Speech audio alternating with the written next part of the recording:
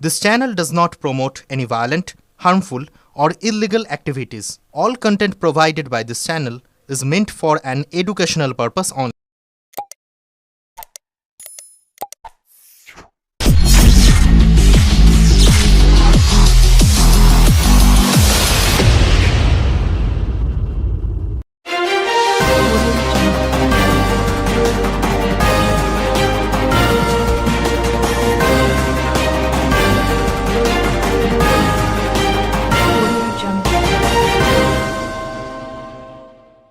Bangla Awas Yojana survey নিয়ে উত্তেজনা।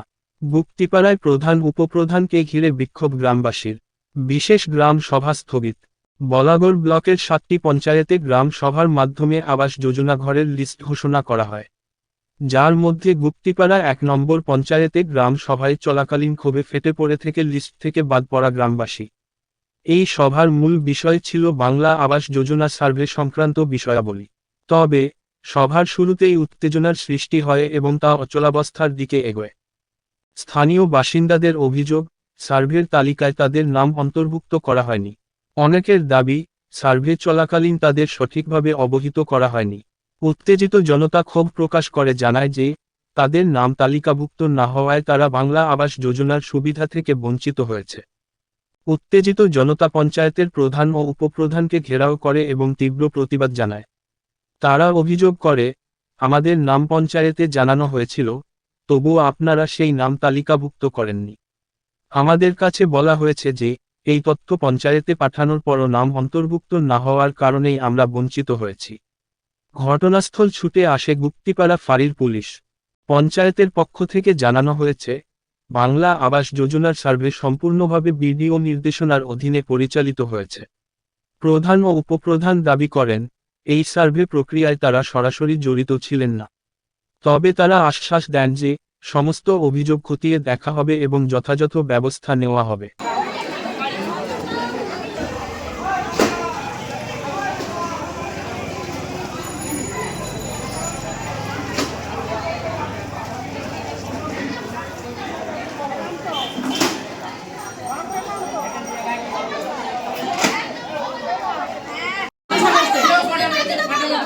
কি বলেছে?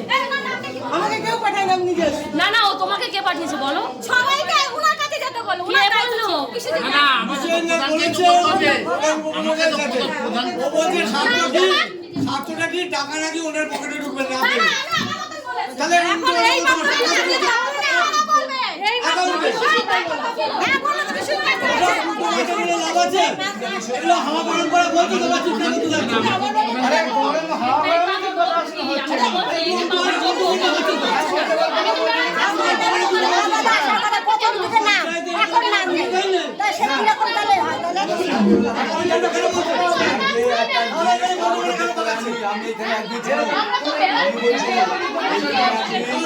দেখছিল বুঝলা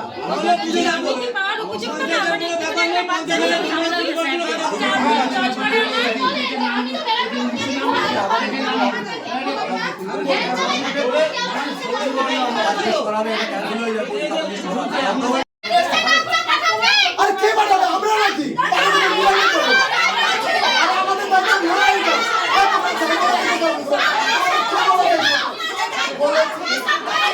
এখানে আবার 7% কি বলে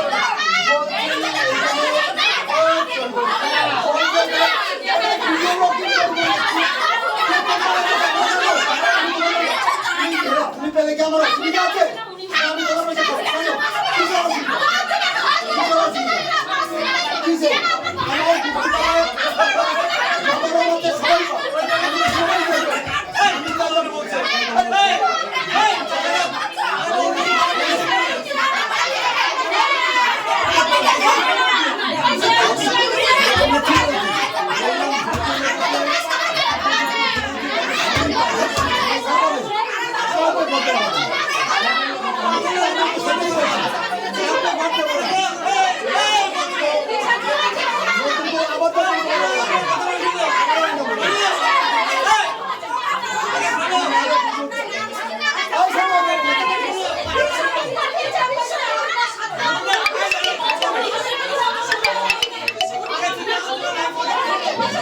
পঞ্চায়েত আপনার 16 পাটের যে ঘরগুলো এসছে, যেসব মানে পঞ্চায়েতের তিরপলের সহায়তা নিয়ে এসে বাস করছে, কিন্তু সার্ভে আমরাই করিয়েছি, সেই সব লোকের ঘর বাড়িগুলো একটাও নাম আসেনি। হ্যাঁ, যেগুলো ঘর পাওয়ার যোগ্য নয় সেইগুলোই সব ঘরগুলো এসছে। এই সার্ভেগুলো নতুন করে হোক।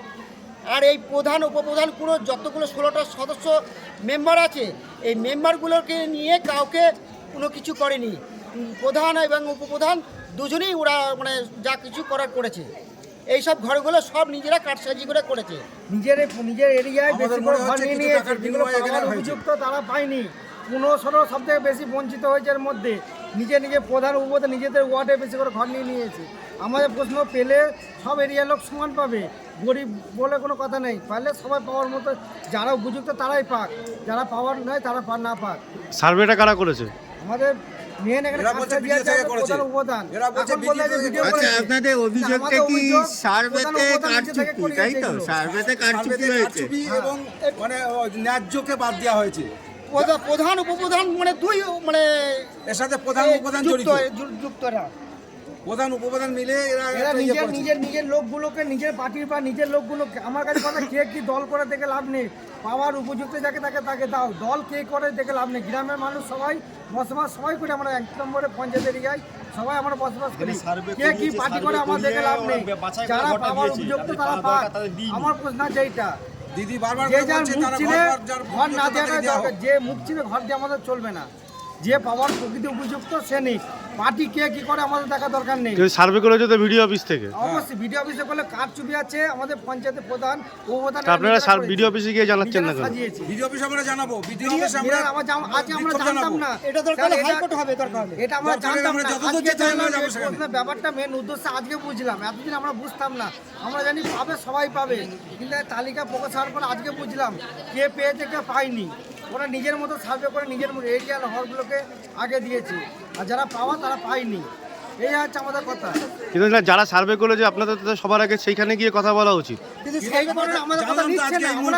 ওরা আগে করেছে, ওরা আমাদের নিচ্ছে না। এখন বলতে আছে পাবলিক বলার পর তারপর নামটা বলেছে।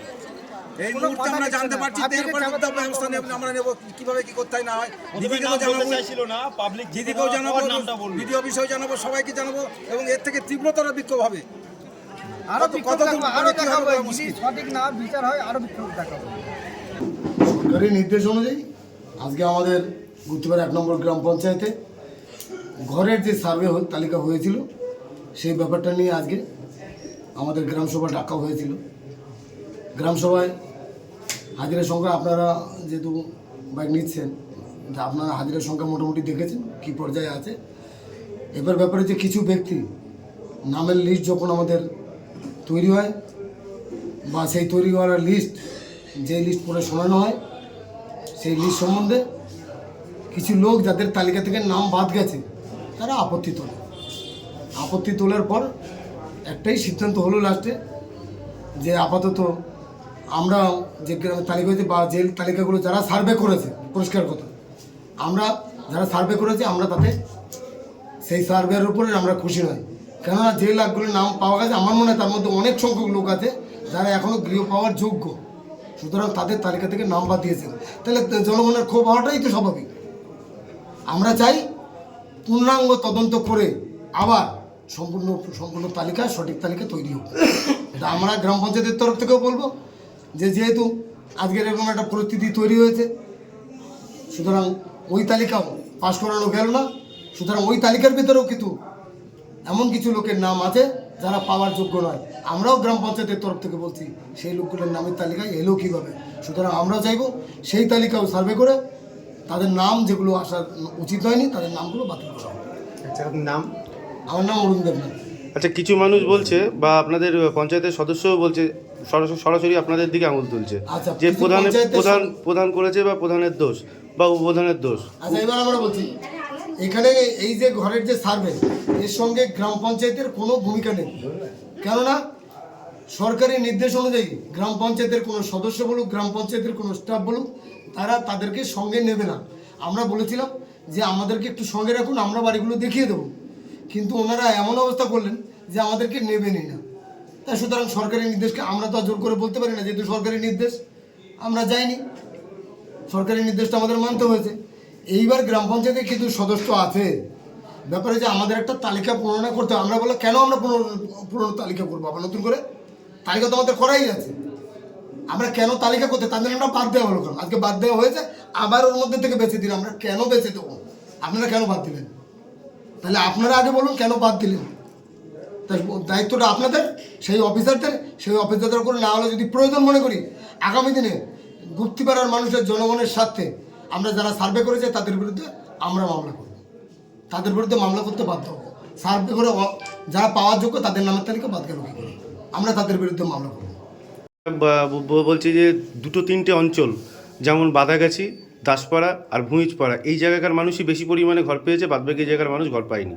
এটা নিয়ে আপনি কি না, বলছেন? আমাদের হচ্ছে 3টে, এখানে যেটা সার্ভে হয়েছে 3টে মৌজা ভিত্তিক।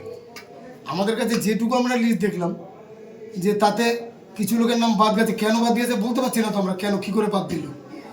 ব্যাপারে এখানে মৌজা ভিত্তিক সার্ভে হয়েছে, যেমন আমরা বাদাগাছিতে কিছু একটা অংশ দেখলাম ঠিক আছে, ওদিক দিয়ে দেখলাম কিছু একটা অংশ ঠিক আছে, আবার দেখলাম কিছু একটা বাদাগাছির একটা সাইড আবার কিছু অংশ লোকের নাম বাদ গেছে।